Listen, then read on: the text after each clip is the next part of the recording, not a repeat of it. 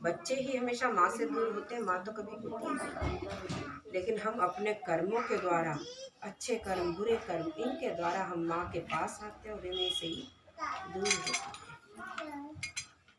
कहते हैं कि कर्म अच्छे करो तो उसका जिक्र ना करो, और माँ भगवती का शुक्र करो तो कभी फिक्र मत करो। यदि हमने अच्छे कर्म किए हैं तो कभी उसका जिक्र करना नहीं चाहिए। मनुष्य का कर्तव्य ये नहीं है कि हमने कुछ किया है तो हम उसको बार बार दोहराते रहें कि हमने ये किया, हमने ऐसा किया, हमने वैसा किया, तो वो सब व्यर्थ चला जाता है, वो किसी काम का नहीं है। क्योंकि चंद्रमा है, अपनी शीतलता देता है, कभी कहता है कि मैं शीतलता देता हूँ। सूर्य है, अपना प्रकाश देते हैं, कभी कहता है कि मैं प्रकाश देता हूँ, मेरे से पृथ्वी चल रही है, नहीं। इसी तरह मनुष्य को भी कभी नहीं कहना चाहिए हम किसी के लिए कुछ अच्छा करते हैं या कोई दान पुण्य करते हैं या कोई और अच्छा कर्म करते हैं तो उसको कभी कहना नहीं चाहिए कि हमने ऐसा कर्म किया। और माँ जैसी भी परिस्थिति है, माँ भगवती का शुक्रिया अदा करना चाहिए कि माँ भगवती तूने ये मनुष्य जन्म दिया है, बहुत कीमती दिया है, और जैसे भी जिस हाल में रख रही है आपका शुक्रिया अदा करता हूँ। तो कभी जीवन में किसी प्रकार की कोई फिक्र हो ही नहीं सकती। तो इसलिए मनुष्य को माँ भगवती पर अडिग विश्वास रखना चाहिए, अटल विश्वास रखना चाहिए। अगर विश्वास सच्चा है तो एक दिन परिस्थितियां भी अवश्य बदल जाती हैं। माँ भगवती हर कार्य को करने में सक्षम है, सब कुछ कर सकती है, लेकिन हम अपने पाप कर्म से ही दूर हो जाते हैं।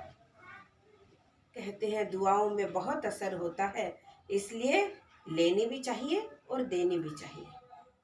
दूसरे के लिए भी किसी का कष्ट है तो उसके लिए भी दुआ प्रार्थना करनी चाहिए, और हमारा कष्ट होगा तो वही हमारे लिए करेगा तो वो भी निसंदेह हम तक अवश्य पहुँचेगी। ये दुआ ही तो है, किसी की प्रार्थना ही तो असर की है जो आज माँ भगवती का कीर्तन आरंभ हुआ है। और क्या पता किसने प्रार्थना की होगी, किसने माँ भगवती से दुआ की होगी कि आप मेरे घर आना, और किसकी अर्जी स्वीकार हुई और माँ भगवती ने खुद अपने मंदिर से बाहर निकलकर सबके जन कल्याण के लिए यात्रा रही। ये दुआएं ही होती है जिस जो करता एक है और असर सब पर होता है, लाभ सबको मिलता है। दुआ बोल साचे दरबार की जय। संत है, भगवान है, गुरु है, ये सदा आदर के पात्र होते हैं। प्राचीन समय में आप सब भी जानते होंगे या देखा होगा या टीवी में देखा होगा, राजा है, महाराज है, उनके गुरु आते थे तो अपना सिंहासन छोड़कर खड़े हो जाते और अपने गुरु को, संत को अपने सिंहासन पर स्थान देते। क्योंकि संत का, ब्राह्मण का, गुरु का सिंहासन क्या है, हमारा जो सिंहासन है वो उनका सिंहासन है। ये आदर सत्कार है, इसलिए राजाओं का सदा राजपाट बना रहता था, कभी किसी तरह की कोई कमी नहीं रहती थी। आदर सत्कार सबसे बड़ी चीज है। घर में आए अतिथि का आदर सत्कार होता है तो घर भी सदा खुशियों से और धन संपदा से भरा रहता है।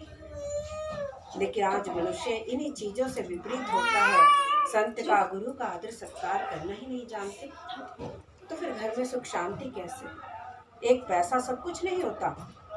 लक्ष्मी अपने साथ कभी शांति को लेकर नहीं आती, कभी भी नहीं। लक्ष्मी अपने साथ कलह कलेश लेकर आती है, शांति लेकर सर्वदा अपने साथ संत आते हैं।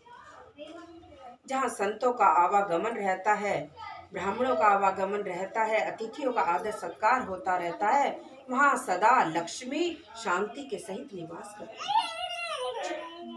इसलिए घर में आपके अतिथि हैं, कोई भी मेहमान आता है, आपके बेटी हैं, बहन हैं, जो भी घर में आती हैं, उनका भी इतना आतिथ्य सत्कार होना चाहिए।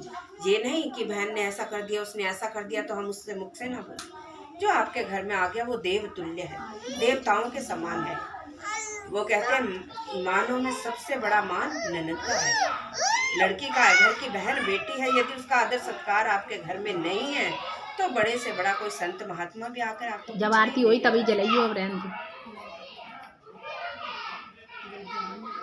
ये देव भगवान ने इसीलिए बनाए हैं कि क्या पता किसी और का ना आतिथ्य सत्कार करे तो अपने घर की बहन बेटी जमाता जो है उनका तो करेंगे, और उनका करेंगे तो उनका करते करते औरों का भी करना आरंभ कर देंगे। इसलिए अतिथि सत्कार अवश्य करना चाहिए।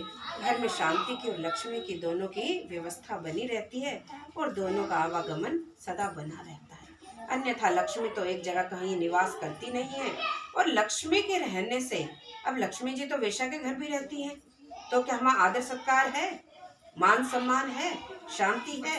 नहीं। एक पैसा को कभी लक्ष्मी मत समझिए। माँ लक्ष्मी जी का पैसे से कोई संबंध नहीं है। माँ लक्ष्मी का संबंध है जहाँ धन के अपार भंडार हो, और उस अपार भंडार में से सदा दान पुण्य या सदगर्म के लिए खर्च होता हो, वो लक्ष्मी जी का निवास है, वहाँ लक्ष्मी का। इसलिए अपने पास जो भी है वो माँ भगवती की देन है और उनका ही आशीर्वाद है। अन्यथा वो भी मनुष्य हैं कि एक समय भोजन कर लिया और दूसरे के लिए तरसते रहते हैं, सब कुछ होते हुए भी। और कई बार ऐसा भी होता है आगे भोजन रखा है और हम लाख कोशिश करते हैं और भोजन नहीं ग्रहण कर पाते। क्यों? सब कुछ है हमारे पास, किसी चीज की कमी नहीं, लेकिन फिर भी उस भोजन को स्वीकार नहीं कर पाते। सब माँ भगवती की अनुकंपा है, इसलिए उसका निरंतर शुक्रिया अदा करना चाहिए माँ भगवती का। और जो हमें दिया है वो बहुत बेशकीमती और अमूल्य दिया है, उसकी कीमत जाननी चाहिए। और हमारे पास जो है उसमें से हमेशा दान पुण्य और सद्कर्म अवश्य करते रहना चाहिए। हमेशा दान पुण्य करने से कभी भंडारे खाली नहीं होते, बढ़ते ही हैं। हम खर्चे तो वैसे भी बहुत करते हैं, अनेकों अनेक खर्चे करते हैं जिसकी कोई लिस्ट नहीं है हमारी, और ऐसे भी खर्चे हैं जो जिनका कोई मतलब नहीं है। कहीं जाना है तो ये सोचो कि हमारे खर्चे 1000-2000 के तैयार हैं। किसी के घर जाएंगे कुछ लेकर भी जाएंगे, खाली हाथ नहीं जाएंगे। फिर हमने जो वस्त्र पहने हैं वो भी सोचेंगे तो उत्तम से उत्तम वस्त्र पहन के जाएं। पुराने वाले तो देख रखे हैं तो अब तो नया लेना ही पड़ेगा। सारे अनचाहे खर्चे, और क्यों? अपनी बुद्धि के अनुसार। आज से ज्यादा नहीं, 20 साल पहले का समय भी था, तब साल में 2-4 वस्त्र सिलवाकर ही सारे ब्याह शादी आना जाना सब उसमें ही निपट जाता था। आज क्या बदला? केवल हमारी सोच और कुछ भी। और उन लोगों की सोच क्या रहती थी? धन के भंडार भरे रहते थे और घर में सुख शांति बनी रहती थी, मन में शांति थी, जिज्ञासा नहीं थी कि और मुझे कुछ चाहिए और ऐशो आराम चाहिए। मन में अपार शांति थी। लेकिन क्या था? कोई आ जाए दरवाजे से खाली नहीं जाना चाहिए।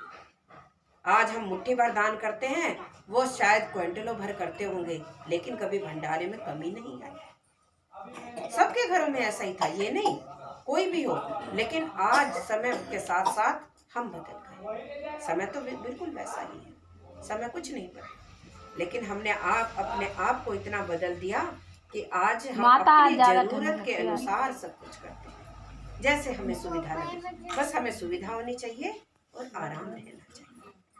बोल साचे दरबार की।